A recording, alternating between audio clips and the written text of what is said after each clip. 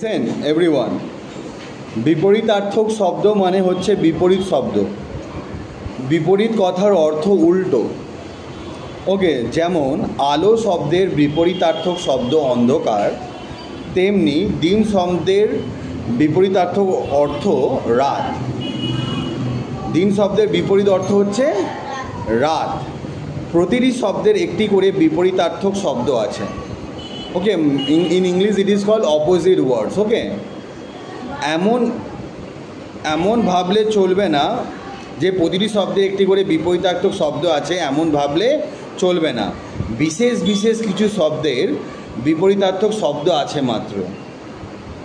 ঠিক আছে, সব শব্দের বিপরীতার্থক শব্দ হয় না।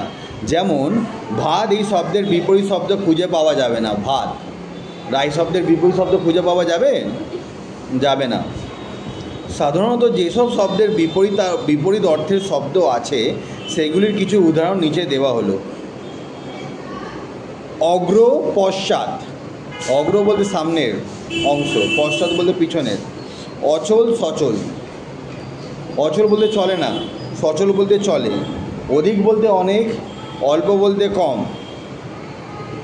অবনতি, যেগুলো পড়াচ্ছে ওইগুলো কিন্তু আসবে, প্রথমেরটা কিন্তু বাদ দিয়ে দাও। অনুরক্ত, বীতশ্রদ্ধ, এটা বাদ। হ্যাঁ হ্যাঁ, প্রথমেরটা কী লেখা আছে? What is written. হ্যাঁ, যেমনি অধম, উত্তম। অধম মানে খারাপ, উত্তম বলতে খুবই ভালো। হ্যাঁ, অধম, উত্তম। অপরাধ মানে, অপরাধ তোমরা জানো, ক্রাইম, তার উল্টো হবে নিরপরাধ। অবিচার, তার উল্টো হবে সুবিচার।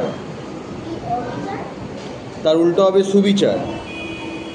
অতীত বলতে যেটা হয়ে গেছে, তার বর্তমান।